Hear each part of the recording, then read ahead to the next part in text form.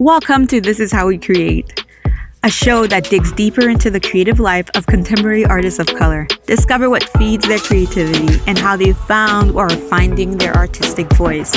Through these intimate and candid conversations, you'll gain insights into the lives of creative professionals of color that are hard to find anywhere else.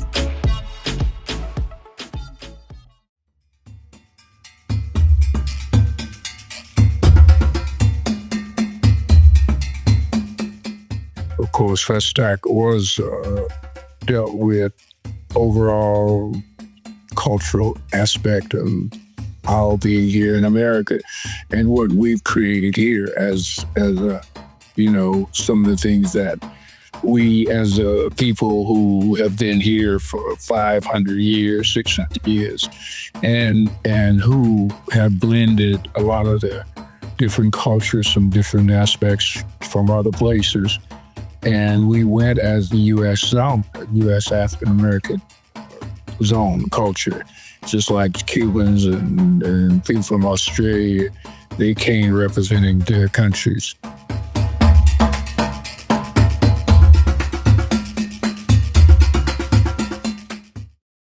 Hey, welcome back to This Is How We Create. My name is Martine Severin, your host. Today, we are traveling back in time, specifically to 1977 to Lagos, Nigeria, for a cultural event so grand it was called the Black World's Fair. We're talking about FESTAC 1977 or FESTAC 77, the second World Black and African Festival of the Arts and Culture. It was a month-long celebration that brought together nearly 17,000 artists, musicians, writers, and thinkers from 56 African nations and the global Black diaspora. So we had Stevie Wonder, Miriam Makeba, and from boat regattas to intellectual debates, FESTAC was a bold statement of Black pride and unity. But you know what made FESTAC so special? And why does it still, about 48 years later, nearly 50 years later, still rest as a wonderful achievement in most people's lives? So picture this. It's January 15th in 1977. Lagos is buzzing. The National Stadium in Surulere is packed for the opening ceremony of FESTAC. Now we had thousands of performers wearing vibrant costumes paraded under the Nigerian sun. The air was thick with anticipation. We had music and the weight of history all around them. Recently, I had the privilege of speaking with photographer Roy Lewis, who was at FESTAC and who was documenting it.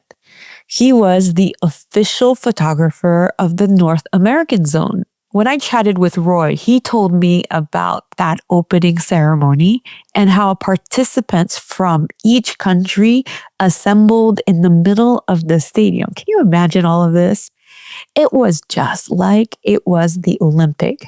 Each nation had its own section and their own moment to shine. As artists and musicians and poets and writers, FESTAC, as you know, itself was a comprehensive teach dealing with all aspects of culture, colloquial and architectural stuff, music, dance, drama.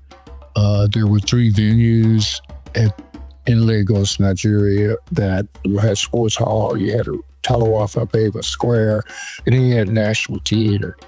And so all these places, every day that we were there, things were going on at these different places. And so my participation was, because I was a photographer for FESTAC, for the North American zone, was to photograph these events, our participants in the events. Roy says that he was there with his red press badge, which gave him full access to capture these historic moments as they unfolded. Now, in the show notes, we linked the magazine edition of Ebony Magazine, where you'll be able to see all of these wonderful photos that Roy himself took. Now, don't get it twisted, because FESTAC was no ordinary festival. It was a cultural juggernaut. We had a month-long extravaganza from mid-January to mid-February that showcased African and diasporic arts. We're talking about music, we're talking about dancing, theater, literature, and visual art. It was a homecoming for Black people from the Caribbean, from the Americas, Australia, and beyond. And many set foot on African soil for the very first time to attend FESTAC. But here's what's remarkable. Getting there wasn't automatic. You didn't just show up to FESTAC. Roy shared with me that there was a rigorous selection process. Artists had to submit their work for evaluation. And he himself, he submitted 2 photographs, one of his daughter in the West Indies and another of a banjo player in New Orleans. Now, these images represented the African American cultural experience, the blending of traditions that had evolved over centuries in the diaspora. Now we say FESTAC, but the festival's full name was Second World Black and African Festival of Arts and Culture. This festival had ambition. It built on the first festival of Negro arts that was held in Dakar, Senegal. And that was done in 1966. But Nigeria took it to another level. Fueled by an oil boom, Nigeria spent what today would be about $2 billion to bring FESTAC to being. Roy described the incredible infrastructure. There were 3 main venues where events happened daily. We had the Sports Hall, Teal Bay Square, and the National Theater. Now, each country, you have to understand, had its own housing buildings and their own transportation. So you're wondering, what happened at FESTAC, Martine? The festival was a cultural feast. Imagine Stevie Wonder jamming alongside of Guinea's Bambea Jazz National, or Brazil's Gilberto Gil sharing the stage with Trinidad's Mighty Sparrow. Now, we had literary giants like Wole Soyinka and Audre Lorde who debated. And there were exhibitions of about 2,000 years of Nigerian art that were showcasing the continent's artistic depths. Don't let anybody tell you that Africa did not have its own art. But here's what struck me about my conversation with Roy Lewis. FESTAC wasn't about the famous performers. He talked about the magic of everyday interactions. So even though people didn't speak each other's languages, they found ways to communicate. Photographers connected with photographers, musicians with musicians. And let's not forget that there was this universal language of creativity that transcended words. Now remember, in order to go to FESTAC, you had to apply and get accepted. And not everyone had the opportunity to attend because it was a distance away, but those who were able to make the journey witnessed something that was absolutely spectacular. At this point, I would love to talk to you about FESTAC's legacy. The cultural ripples of FESTAC are undeniable. It inspired artists to explore Pan-African themes. We're talking about Afrofuturism to new musical fusions. We had photographers like Nance and K. Mofi Moyo who captured images that still resonate today, showing Black joy and creativity in vivid details. For many in the diaspora, FESTAC was just that turning point and a moment of reconnection. Nance once said about her photographs that her photographs were all about the spirit of Black folks coming home. So why should we remember FESTAC 77 in 2025? Well, first, it's a testament to Black resilience. After centuries of slavery, colonialism, FESTAC was a bold declaration that African culture was alive and diverse and global. It showed that Black identity isn't confined by borders and that its conversations resonated between Lagos, Harlem, Kingston, and beyond. The second thing is that FESTAC's story is a lesson in possibility and pitfalls. It reminds us that culture can unite, but it needs to be sustained and to be invested in order to thrive. The festival's archives, we're talking about photographs, music, writings, are all a treasure trove for artists and scholars today. And they fuel projects for different artists. There are different online exhibitions that are inspired by FESTAC.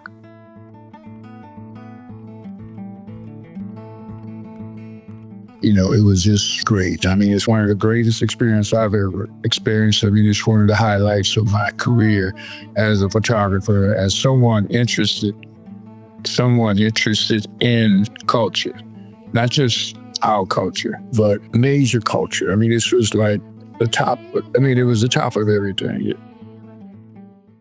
All of these efforts of artists who refer to FESTAC, they keep us asking, what would a modern day FESTAC look like? Well, let us know in the comment.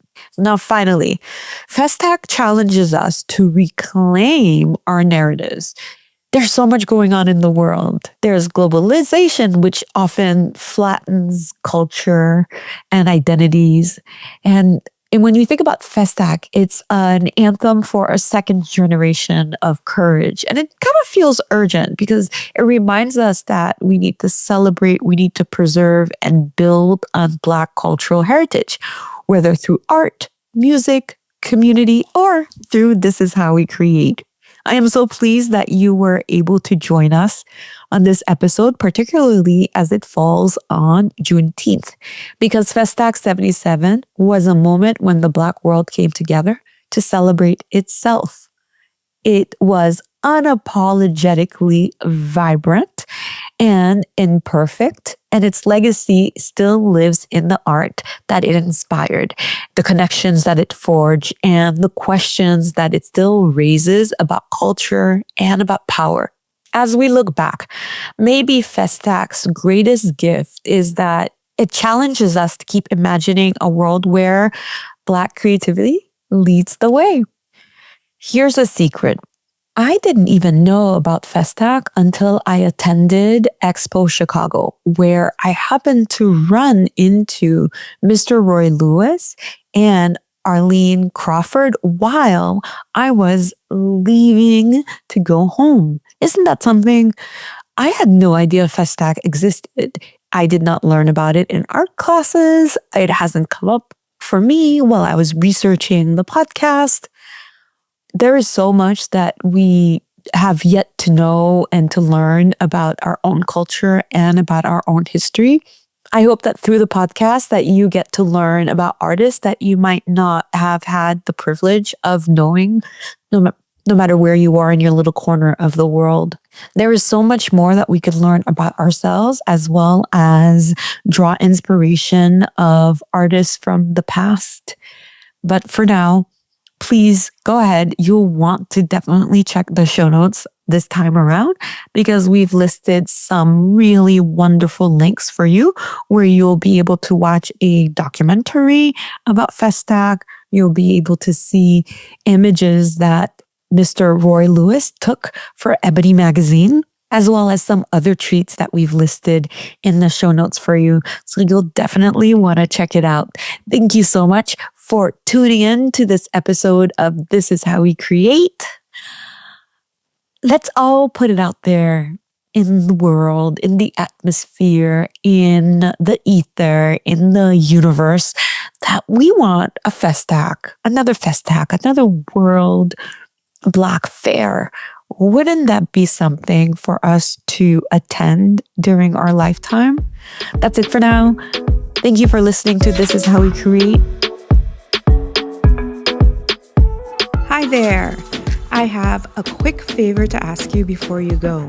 If you're loving the show, would you mind taking a quick second to leave us a 5-star review on your favorite go-to podcast app? Here's the thing.